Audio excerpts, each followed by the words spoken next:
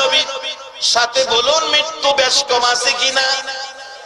তারপরও দেখা যায় কিতাবেতে পাওয়া যায় অন্য নবী রাসূলের কাছে আজরাইল যেভাবে যাইতেন আমার নবীর কাছে সেইভাবে যায় নাই।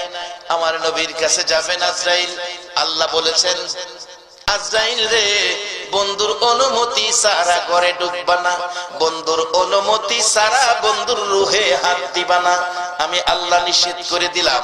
বাবারা ভাইয়ের, আজরাইল এসে নবীজি অসুস্থ, চোখের পানি ঝরঝর করে পড়তেছে। আম্মা জান আয়েশা সিদ্দিকা রাদিয়াল্লাহু তাআলা আনহার হুজরায় ছিলেন। আম্মা জান আয়েশা বলেন, হুজুর কেন এইভাবে কাঁদতেছেন গো নবী? আপনার কি অসুস্থতার চাপ বেশি, কষ্ট ব্যথা বেশি হইতেছে? আমার নবী কান্দে, আয়েশা রে, অসুস্থতার চাপ ব্যথায় কান্দি না রে আয়েশা, আমি কান্দি কিছুক্ষণের মধ্যে আজরাইল আসবে, আমি যদি দুনিয়া থেকে বিদায় হয়ে যাই আমার এতিম উম্মতের কি উপায়? আমি আমার অসুস্থতার কষ্ট দুঃখের জন্য কাঁদি না, আমি কাঁদি রে আমার গুনাহগার উম্মতের জন্য। কিছুক্ষণ পরে সে ডাকলেন দরজায় আজরাইল, ইয়া রাসূলুল্লাহ, দরজা খুলেন। খাতুনে জান্নাত ফাতেমাতুজ জাহরা ঘরে ছিলেন। বললেন, আমার নবী, ফাতেমা রে, দরজাটা খুলে দাও। দরজা খুলতে গেলে ফাতেমা দেখে এমন এক লোক দাঁড়িয়ে আছে যাকে জীবনে কোনোদিন দেখি নাই, অপরিচিত লোক। বলল, বাবা এই লোকটাকে চিনি না, দরজা খুলবো। বাবা দরজা খুলে দাও, এই লোকটারে তুমি চিনবা না, লোকটার নাম মালাকুল মাউত আজরাইল। কিছুক্ষণের মধ্যে তুমি ফাতেমা এতিম হইয়া যাইবা। ঘরে ঢুকলে নবীজির পাশে বসতে নবী বললেন, আজরাইল কিছুক্ষণ বসো, আমার ভাই জিবরাইল আসুক। আদম আলাইহিস সালাম থেকে শুরু করে ঈসা আলাইহিস সালাম পর্যন্ত সকল নবী রাসূলের জীবনী খুলুন, এত সময় কারো কাছে আজরাইল বসে না। আমার নবীর পাশে আজরাইল ঘন্টার পর ঘন্টা বৈশা রয়েছে। জিবরাইল এসেছে, হুজুর কাইদেন না, আল্লাহ আমারে পাঠাইছে, আপনার উম্মতের কোনো সমস্যা নাই, আপনার বিদায় আনতে, আপনার বিয়োগ আনতে, আপনার সকল উম্মতের দায়ী দায়িত্বের জন্য আমার আল্লাহ গার্জিয়ান হইয়া গেছে। হুজুর আমার আল্লাহ বলেছে আপনার উম্মতের কোনো না কোনো উসিলা দিয়া জান্নাতি বানাইয়া কবরে নিবে, যেমন আজকের মাহফিলটাও এমন একটা উসিলা হয়ে যেতে পারে। একবার বলুন আল্লাহু আকবার। হুজুর কাঁদবেন না, এই মুহূর্তে আর কাঁদতে হবে না। আমার নবী বলেন, এরে জিবরাইল, আমি একটা কথা আমার আল্লাহর কাছে বলে দিতে চাই। কি কথা? আমি নবী হাসরের মাঠে আমার একটা উম্মত বাকি থাকা পর্যন্ত, জান্নাতবাসী না হওয়া পর্যন্ত আমি নবী হাসরের মাঠ ছাড়ব না। আমার আল্লাহ বলেন, কথা দিলাম গো বন্ধু, তোমার একটা উম্মত বাকি থাকা পর্যন্ত আমি আল্লাহর জান্নাতের দরজাও বন্ধ করব না। আমার নবী ডাকলেন, আজরাইল তোমার কাজ তুমি শুরু করো। আমার নবীজির বুক মুবারকের উপর হাতটা শুধু হালকা করে আজরাইল উপরে রাখলেন, হালকা করে রাখলেন। বাবা, কোন নবী রাসূলের রূহ এইভাবে বের করে নাই। আমার নবী রূহ কিছুক্ষণের জন্য যেইভাবে বের করেছেন, হযরত ইদ্রিস আলাইহিস সালামের জীবনী খুলুন। ইদ্রিস আলাইহিস সালাম ডাকতেছেন, আল্লাহ আজরাইল মানুষের রূহ বের করবে, বহু কষ্ট বলে হয়, আমার রূহটা যদি বের করত আমি দেখতাম কত কষ্ট হয়। আমার আল্লাহ কয়, আজরাইল ধরো ধরো, ইদ্রিসকে ধরো। আজরাইল ধরলেন, রূহ বের করে নিলেন। বহুদিন পর আবার রূহ ফিরাইয়া দিলে দেখতেছে আজরাইল কত কষ্ট দিছে। আমার আল্লাহ ডাকে, ইদ্রিস কত কষ্ট। ইদ্রিস আলাইহিস সালাম ডাকে, মাবুদ কত কষ্ট, মৃত্যুর যন্ত্রণা এত কষ্ট গো প্রভু, তোমার নবী হইয়া এত কষ্ট দিল, না জানি সাধারণ মানুষের কত কষ্ট দেয়।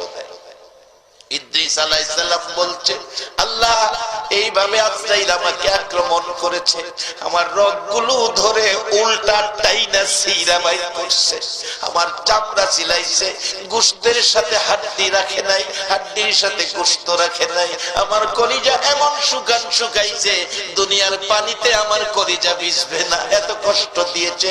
আল্লাহ আমাকে বেহেশতি পানি খাওয়াও, না হয় আমার কষ্ট দূর হবে না। বেহেশতি পানি খাওয়ার জন্য নিয়েছে, একটু পানি বেহেশতের পানি খায়া আজরাইলের আক্রমণের বিপদ থেকে একটু শান্তি লাভ করেছে। নবী হইয়া আজরাইল এত চাপ দিয়েছে, এবার আমার আপনার নবীর পাশে আজরাইল এসে বসেছে, নবীজির বুক মুবারকের উপর হাতটা হালকা করে রাখছে। কত হালকা বোঝানোর জন্য বলছি, এই লিফলেটটা হ্যান্ডবিলটা একবারে ছোট্ট, আমার হাতের উপর যদি রাখা হয়, বলুন হাতের মধ্যে কোনো চাপ অনুভব করা যাবে কিনা, কোনো কষ্ট মনে হবে কিনা? এই কাগজটা রাখলে যেমন কোনো কষ্ট না, এর চেয়েও আরো হালকা করে আজরাইল নবীজির বুক মোবারকের উপর হাতটা রাখলে আমার নবী গাল বেয়ে বেয়ে চোখের পানি ছাড়ে। আজরাইল, তুমি কি আমারে চিনো না? আমি যদি না হইতাম রে আজরাইল, তুমি হইতা না। তুমি কি আমারে চিনতে পারলা না? আমি যদি না হইতাম আল্লাহর আরশ কুরসি লৌহ কলম কিছুই হতো না। তুমি কেন আমাকে এত কষ্ট দিতেছো রে আজরাইল? আজরাইল বলেন, ইয়া রাসূলুল্লাহ, আমি তো কষ্ট দেই নাই, শুধু কাগজের মতো হালকা করে হাতটা আপনার উপরে রাখছি। আমার নবী কান্দে, আজরাইল তুমি তো বলতেছো হাতটা হালকা করে রাখছো, আমি দেখি রে আজরাইল এত কষ্ট এত ব্যথা পাইতেছি, মন কয় আমার বুকের উপর যেন 7টা আকাশ 7টা জমিন পুরাটাই বুকের উপর চাপাইয়া দিছো। আজরাইল, 7 আসমান 7 জমিন যদি বুকের উপর চাপাইয়া দেওয়া হয়, মনে হয় এত কষ্ট আমি পাইতাম না। আজরাইল রে, আমারে কষ্ট দাও নাই, তুমি বলেছো এত কষ্ট আমি পাইতেছি। আমার আল্লাহ বলেন, বন্ধু একটু কষ্ট তোমার দেওয়ার কারণ আছে, সেই কারণটা আইসা গেছে বাজার। আমার নবী বলছে, আজরাইল, ও আজরাইল, তোমার কাছে একটা আবদার করি, এই মুহূর্ত থেকে কিয়ামত পর্যন্ত আমার উম্মত যারা হবে রে আজরাইল, আমার উম্মত যারা হবে, একবার বলুন আল্লাহু আকবার, আমার উম্মত যারা হবে রে আজরাইল, এই মুহূর্ত থেকে কিয়ামত পর্যন্ত আমার উম্মতের রূহ বের করতে যা কষ্ট তুমি দিবা, একটা আবদার করি, সকল উম্মতের রূহ বের করার কষ্ট ব্যথা দুঃখ সব আমি মুহাম্মদের বুকে চাপাইয়া দাও।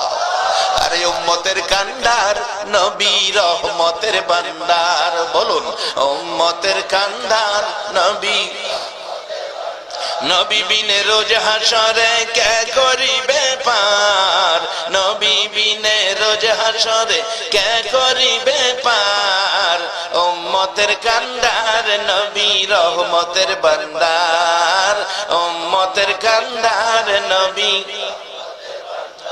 মোদের নবী দয়ার সাগর, গুনাহগার উম্মতের পাগল, মোদের নবী দয়ার সাগর, গুনাহগার উম্মতের পাগল, রোজ হাসরে সেজদায় পড়ে কাঁদবে যারে যার, রোজ হাসরে সেজদায় পড়ে কাঁদবে যারে যার, উম্মতের কান্ডার নবী রহমতের ভান্ডার, উম্মতের কান্ডার নবী, যাইয়া দেখো মদিনাতে কান্দে নবী দিনে রাইতে, যাইয়া দেখো মদিনাতে কান্দে নবী দিনে রাইতে, এ মাফ করিয়ে দেও গো খোদা উম্মত গুনাহগার, মাফ করিয়ে দেও গো খোদা উম্মত গুনাহগার, উম্মতের কান্ডার নবী রহমতের ভান্ডার, উম্মতের কান্ডার নবী। রে বাবার মাইনা, আমার নবী চোখের পানি ছেড়ে ছেড়ে ডাকে, সব ব্যথা আমার বুকে দিয়ে দাও। আজরাইল ডাকে, প্রভু গো, তোমার বন্ধুর কান্না আমার সহ্য হয় না, একটু অনুমতি দাও আমাকে তোমার বন্ধুর সাথে কথা বলতে। অনুমতি পাই আজরাইল ডাকে, হুজুর কাঁদবেন না, আমি আজরাইল আপনার রুহের, আপনার বুকের মোবারকে হাত রাইখা কসম খাইলাম, আপনার উম্মত যারা হবে, আমানু যারা হবে, আপনাকে যারা ভালোবাসবে, আপনার আদর্শে যারা চলবে, হুজুর আপনার উম্মত আমানু হইয়া, আপনার উম্মত আপনার পরিচয় লইয়া, আপনার ভালোবাসা লইয়া, আপনার উম্মত যখন মৃত্যুর কুলে আসবে, আমি আজরাইলের কাছে যখন আসবে, হুজুর আমি আজরাইল আপনার সাথে কথা দিলাম, কাঁদবেন না। মা যেমন বাচ্চা ঘুম পাড়ায়, বাচ্চা কুলে নিয়ে ঘুম পাড়ায়, মা স্তনের দুধ খাওয়ায় আর বাচ্চাকে ঘুম পাড়ায়, মা ঘুম পাড়ায়, বাচ্চা দুধ খাইতে খাইতে মার কোলে ঘুমিয়ে গেলে মা বাচ্চাকে বিছানায় শোয়া আস্তে করে মুখ থেকে মা স্তনটা বাইর করে নিয়ে আসে। বাচ্চাটা ঘুমাইয়া গেলে মা আস্তে করে স্তন বাচ্চার মুখ থেকে বের করে নিয়ে আসে। হুজুর বাচ্চা যেমন ঘুমিয়ে গেলে মা স্তন মুখ থেকে বের করে নিয়ে আসে, বাচ্চা খবর পায় না গো নবী, এর চেয়ে আরো সুন্দর করে আপনার উম্মতেরা ঘুমিয়ে যাবে, আমি আজরাইল রুহু আরো আস্তে করে বের করে নিয়ে আসবো। সেই নবী চিনা, নবী মানা, নবীর উম্মত হওয়া, নবীর পক্ষে থাকা, বলুন আমাদের দরকার আছে কিনা? বাবারা তাহলে কি লাভ হবে? আসুন সামনে মহব্বতে আরো দুরূদ মদিনায় পাঠান। আল্লাহুম্মা সাল্লি সাইয়্যিদানা মুহাম্মাদ, আল্লাহুম্মা সাল্লি মুহাম্মাদ নবী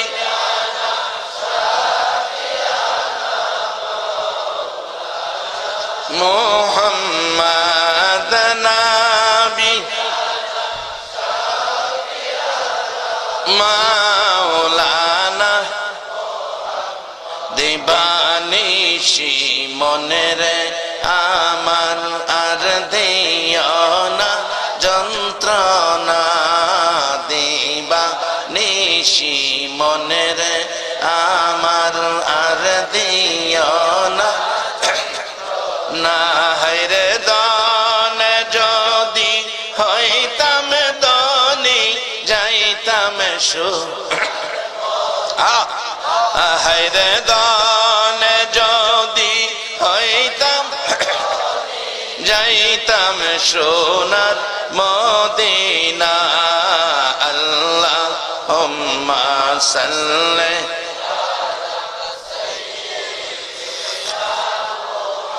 মা'আদ, আল্লাহুম্মা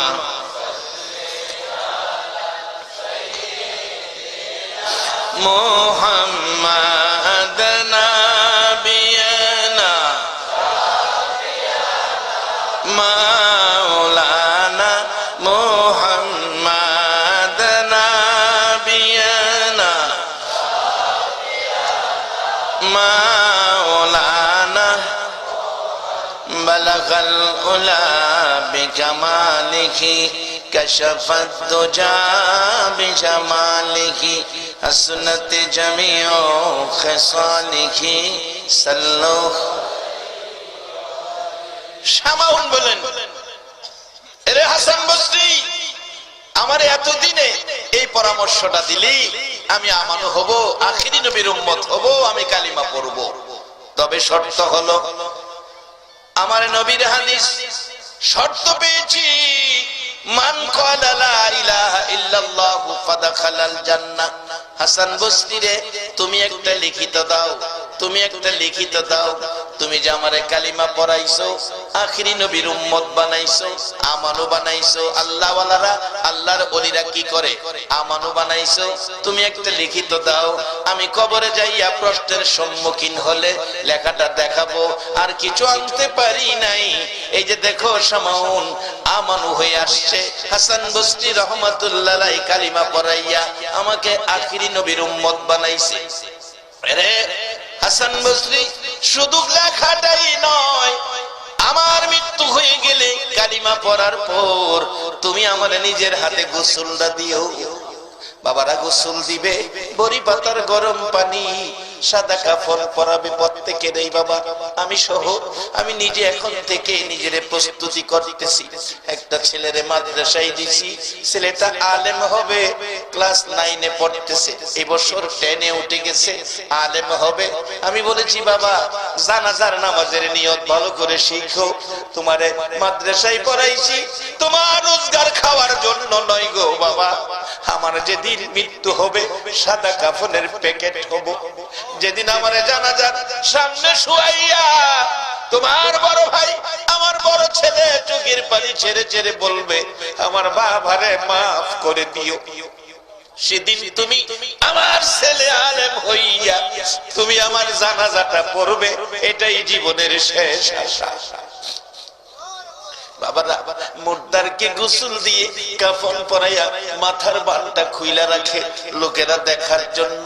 এমন সময় মাথার বান যখন আবার দিয়ে ফেলে মুর্দার কাঁদতে থাকে, ও আমার বন্ধুরা আমার এতিম বাচ্চাটা কাঁদতেছে, তোমরা আমার বানটা খুইলা দাও, আমি আমার বাচ্চাটারে আরেকটা বার দেখা যায়। বলুন এই সময় আমাদের প্রত্যেকের সামনে আসতেছে কিনা? আমার নবী বলেছে, নবী পরামর্শ দিয়েছে কাফা বিল মাউতি ওয়াইদান, আর ওয়াজ লাগে না একটা ওয়াজ যথেষ্ট। মৃত্যুর কথাটাকে যখন স্মরণ রাখবে, মৃত্যুর কথাটা স্মরণ থাকলে একটা ওয়াজই যথেষ্ট হয়। বাজান আমার লাগানো গাছ থাকবে, আমার বান্দা বিল্ডিং থাকবে, আমার কষ্টের রোজগারের টাকা ব্যাংকে পড়ে থাকবে, আমার শুধু সাদা কাফনটা দিয়া খবরও পাঠাবে। সেদিন প্রত্যেকের সামনে আছে কিনা বাজার একটু হিসাব করার জন্য নবী পরামর্শ দিয়েছে। আর দুনিয়াও মাজরাতুল আখিরা, দুনিয়াটা আখিরাতের বাজার। বাজার মার পেটে ছিলাম, রূহের জগতে ছিলাম, রূহের জগতে বাজার নাই, মার পেটে ছিলাম, বাজার নাই। কবরে যাব একটা পুরি সার দোকানও পাইবেন না। বাজার হাসরের মাঠে যাবেন, তরি তরকারির দোকান পাবেন না। দোকান হইল দুনিয়াতে। রাসূল পরামর্শ দিয়েছে রোজগার যা করেন এখান থেকেই করেন।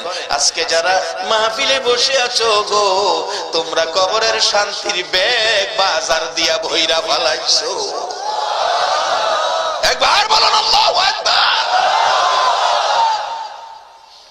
যার বাস্তবতাই ছিলাম হাসান বসরি রাহমাতুল্লাহ আলাইহি গোসল দিলেন, মৃত্যুর পরে শামাউনকে কাফন পরাইলেন, কাফনের ভিতরে কাগজটা ঢুকাইয়া দিলেন।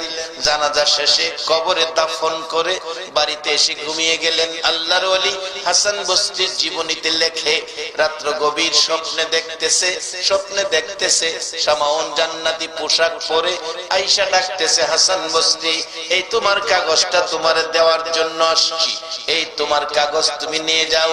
তোমার কাগজ আমার প্রয়োজন পড়ে নাই রে হাসান বসরি, আমি আখিরি নবীর উম্মত হইয়া নবীর কালিমাটা লইয়া কবরে যাওয়ার কারণে আমার আল্লাহ আমার জান্নাত দান করে দিয়েছে। এই জান্নাতের পথে উম্মতের উঠাইয়া দেওয়ার জন্য আমার নবী 63 বছর জিন্দেগির কষ্ট।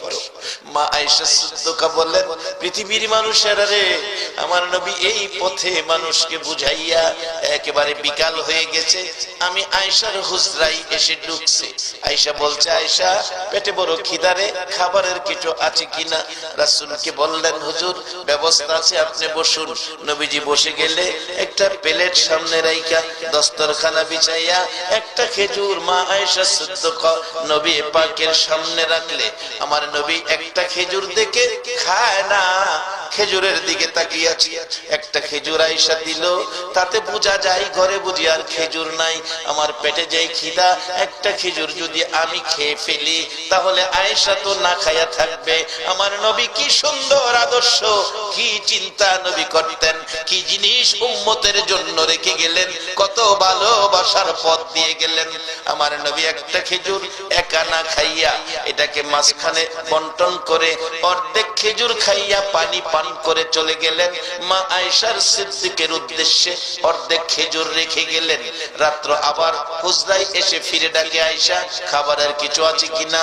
মা আয়েশা সিদ্দিকা বলেন, হুজুর বসেন, খাবার আছে।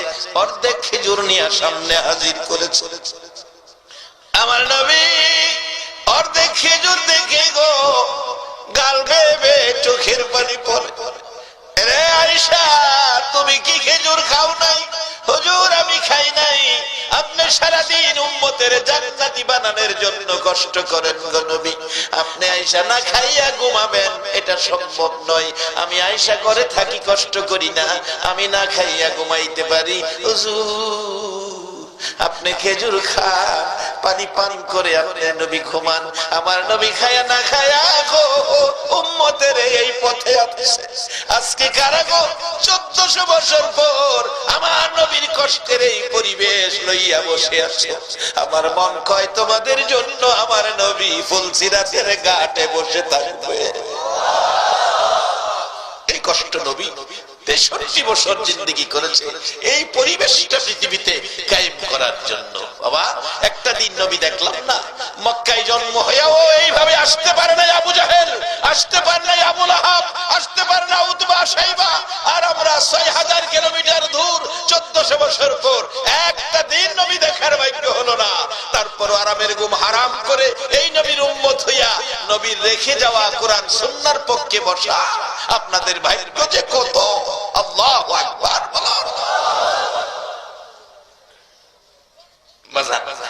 মাত্র কালিমাটা পড়ে সামাউন কবর গেছে, আল্লাহ জান্নাত দিছে।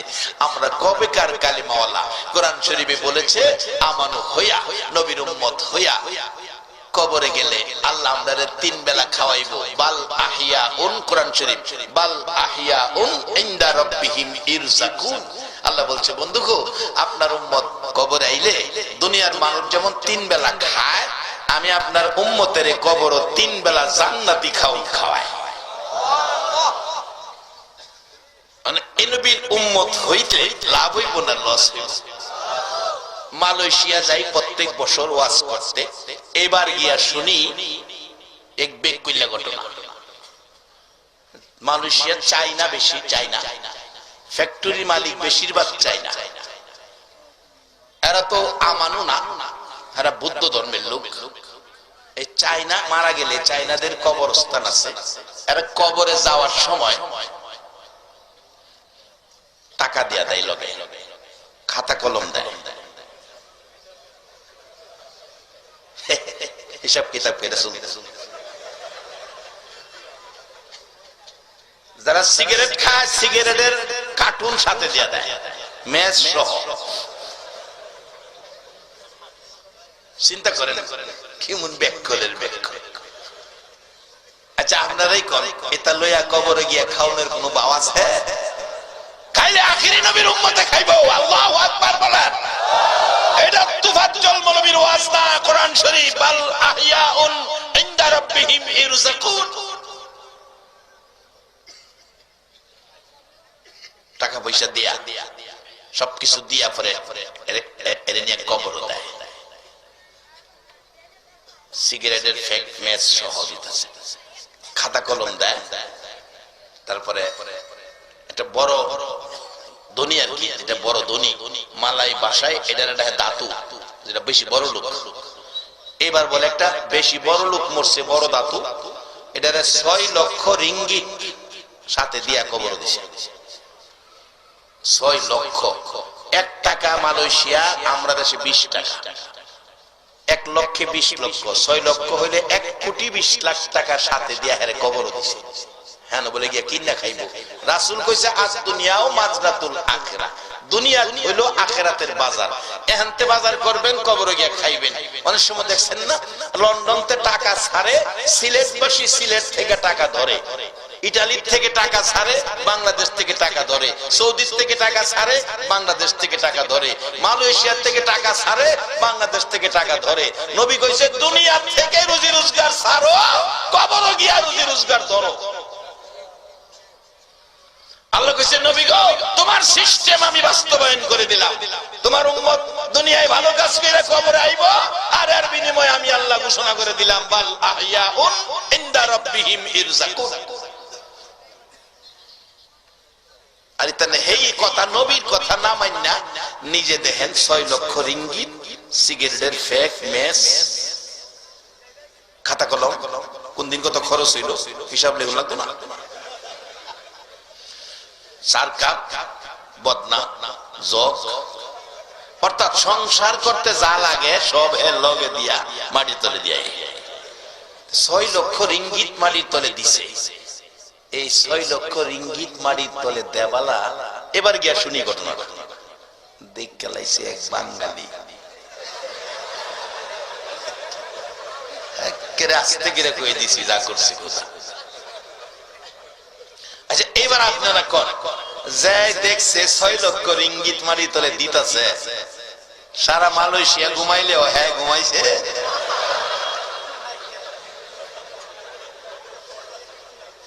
আরে 6 লক্ষ রিঙ্গিত তো একদিন খরচ করা শুরু করলে একদিন ফুরাইয়া যাইবো, এরপরে আর ঘুমায় না।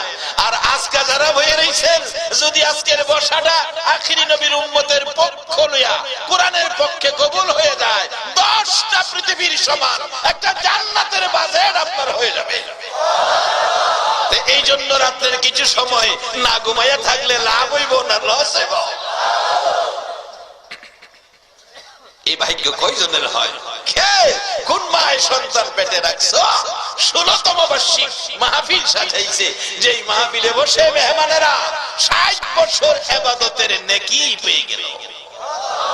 এটা আমার কথা না, হাদিস হুজুর আছেন এখানে। মাজলিসু ফিকহিন খায়রুম মিন ইবাদাতি 60 সানা। 60 বছর শেষ করে নাই, 60 বছর ইবাদতের চাইতেও উত্তম কোরআনের এক মাজলিসে বসা। বেকল 6 লক্ষ রিঙ্গিত লয়ে গেছে। হেরারে কি বেকল কমন কিছু বেকল আমরা দেশে আছে। কিছু মানুষ দেখছি সিলেট আসে মাজার জিয়ারতে যায়, আল্লাহর ওলির কাছে যায়। আবার কিছু মানুষ আছে কক্সবাজার যায়, কক্সবাজার বাবার রক্তের কামাই পোলাই চাইছে আব্বা কক্সবাজার নামো, 20,000 30,000 টাকা দেন। 30,000 টাকা খরচ করে, 5,000 টাকা বোর্ডিং খরচ, বাঙ্গা শহীদ শুইয়া রাত্র টাকাটা, এটা বলে 5,000 টাকা লাগে। বলে হুজুর আপনি জানেন কেমনে? আমি দেখতে আইছি বাজার, না দেখতে কই না, কারণ না দেখতে কইলে ওই আরেকবার চট্টগ্রামের বেড়া ভিডিও করতেছে, চট্টগ্রাম গিয়ে আমার বিচার দিব, এপ্রিলে মাহফিলে যাবো, হ্যাঁ আবার আমারে ধরবো। তবে আমি গেল ব্যক্তিরা যাওয়া যায় না, ওজের দাওয়াত দেয়, টাকা দিয়া নে, গাড়ি ভাড়া দেয়, আবার আওয়ার সময় পকেট ভইরা টাকা দেয়, এই যাওয়া যায়।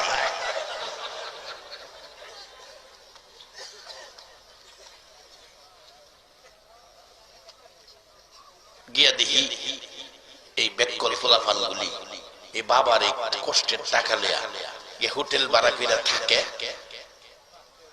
সকালে উঠা কিচ্ছু নাই, কক্সবাজার কিচ্ছু নাই, শুধু সাগরের পানি ছাড়া কিচ্ছু নাই। পানি তো আমরা দেশে টিউবওয়েলও আছে, সাগরের পানির চেয়ে টিউবওয়েলের পানি তো অনেক ভালো, কারণ টিউবওয়েলের পানি খাওন যায়, সাগরের পানি খাওন যায়। খালি পানি দেয় আর এটা না।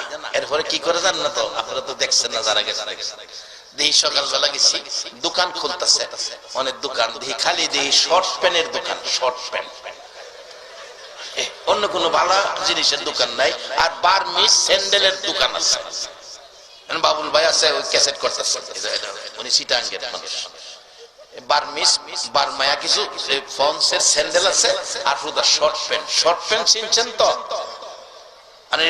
এটা ব্যাঙ্গে বোঝান লাগবো, ব্যাঙ্গে বুঝাই তাহলে গুমটাও ব্যাঙ্গে। এক বেচারা ফাইজমা বানাইছে, নামাজি মানুষ, ফাইজমা তো যে বানাইছে গড়ার নিচে গেছে, গড়ার নিচে ফাইজমা বিন্দা তো নামাজ হবে না। সকালবেলা স্ত্রীর কইছে, কই গো ফুলার মা, ফাইজমাটা বড় হয়ে গেছে, এটা আদাত কাইটটা কমাইয়া এটা বালা করে সিলাইয়া একটু নামাজের জন্য, এটা সুবিধা না। জোহরের সময় নামাজ পড়তেছে, পোলার মার খেল নাই, এটা আর করে নাই। পায়জামা পরে দেখে আগের জায়গাতে। পরে মেয়েরে কইতেছে, মা তোমার মারে কইলাম কথাটা শুনলো না, তুমি এটার আদত কমাই আইলে সিলিদা দিও। মেয়ে কো আব্বা আমি সিলিদা দিব। আসরের সময় পড়তে সে আয় দেখে আগের জায়গাতে। কি গো মায়া? আব্বা আমার মন নাই। ফোলার বউ রে কইছে, বউ দুজনে কইলাম শুনলো না, তুমি তো ফোলার বউ, আমার কথাটা শুনলো, এটার আদত কমাই আসিলে। মাগরিব পড়তে আইসা আয় দেখে আগের জায়গাতে। কি গো? আব্বা আমার মন নাই। ছোট বোন আছেন, একটা বোনের কইছে, বোন গো হেরা তো করলো না, তুই তো আমার বোন, ভাইয়ের দরদটা তোর কাছে আছে। ভাই কি করতাম? কয়টার আদত কমাইস। আচ্ছা আচ্ছা গেছে গা এসার পড়তে আইছে আয় দেখে আগের জায়গাতে। কিরে? ভাই আমার মন নাই। পরে বেচারা মনটা কষ্ট, 60 জন গেলাম কাজটা করলো না। পরের দিন সকালবেলা ঘুম তুইটা কেউ উঠছে না ঘুমতে, বাড়ি অন্য স্বামীর মনে কষ্ট দিচ্ছি। স্বামীর মনে কষ্ট দিলে এটা আল্লাহ মানতো না, কাজটা খারাপ করছি। তাড়াতাড়ি কেউ ঘুমতে না উঠবার আগেই এটা আদাত কেটে সিলি দিয়ে ধরে রাখছে। মেয়ে ঘুমের থেকে উঠতে কয়, আব্বার মনে কষ্ট দিছি, মা বাবার মনে কষ্ট দেওয়া বড় ব্যথা। মেয়ে ওটা আদাত তিলিতে ধরে দিছে। ফুলার বউ নাস্তা টাস্তা রান্না করছে, রান্না করে কয় অনেক কাম কাজ নাই, শ্বশুরে কইছিন ফাইজুমাটা কমাইতাম, এইটা না কমাইলে কাম না। ফুলার বউ আদাত কাটতে এটা রেখে দিয়েছে। নাস্তা টাস্তা খাইয়া যার যার কামে গেছে গা। বোন কয়, ভাই যে কইলো কালকে কথাটা শুনলাম না, এমন অন্যায় মানুষে করে বড় ভাইয়ের সাথে। বোনও গিয়ে এটার আদাত কাটতে এটা রেখে দিছে। বড় ভাই জোহরে নামাজও যাইবো, আইসে নামাজও যাইবো, ফাইজুমা ফিনবো, আয়া ফাইজুমা ফিনতে দেখে এটা হাফ প্যান্ট হয়ে গেছে। বাজারে দুই শর্ট প্যান্ট। আমরা ছোটবেলা শুনছি হাফ প্যান্ট, আমরা ছোটবেলা শুনছি হাফ প্যান্ট, আর ওখানে হয়েছে এটা শর্ট প্যান্ট। গিয়া দিহি কক্সবাজার কয়েকটা শর্ট প্যান্টের দোকান, এবং নতুন না বাসান সব পুরান। তা আমি জিগাইলাম দোকানদার রে, এইগুলি কি বিক্রি হবে এখানে? এগুলি কেউ নিবে? এই পুরান শর্ট প্যান্ট লিয়ে বসে রয়েছেন। হুজুর এখানে কিছু পাগল আছে, আপনারা না আপনারা জানি।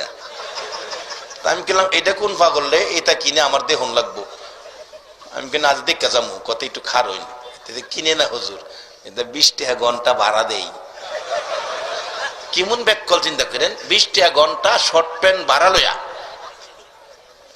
বড় ফ্যান খুললা শর্ট প্যান্ট ফইরা একটার গলা একটা দইরা 10টা 20 টাকা নাচে। এই লোক কক্সবাজার। আচ্ছা এই কামটা না কইরা যদি এমন একটা কোরআন হাদিসের মাহফিল বসায়, বলুন আখেরি নবীর উম্মতের জন্য কোরআন হাদিসের মাহফিলটা ভালো না খারাপ? কে কোন মায়ের সন্তান পেটে রাখছো? আজকে চান্দাইর জমিনে দক্ষিণ সুরমার জীবন ধন্য করে দিয়েছে। এই মাটিতে রহমতের ফেরেশতা ভরপুর হয়ে গেছে। আল্লাহ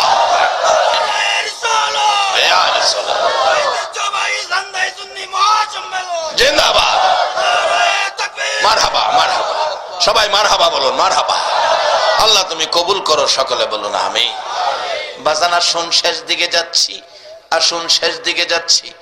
মাটির তলে দিয়ে আইলো টাকা পয়সা সহ, কিন্তু এই সিস্টেম তো আমার নবী বলে নাই। নবী বলেছেন কাফাবিল মাউতি ওয়াইজান, একটা ওয়াজ যথেষ্ট, মৃত্যুর কথা স্মরণ রাখো। আবার বলছেন মৃত্যুর আগে ওই উপদেশ পরামর্শটা মাইনা নাও।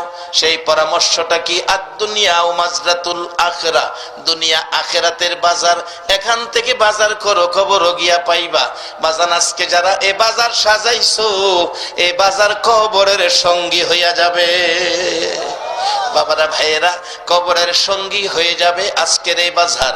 কিন্তু চাইনা ব্যাককলেরা এই পথে না আইসা, আমানু না হইয়া, কালিমাওয়ালা না হইয়া, নবীর উম্মত না হইয়া তারা কবরে চলছে। 6 লক্ষ রিঙ্গিত দেখছে এক বাঙালি। বলুন হের কি রাইতে ঘুমাছে?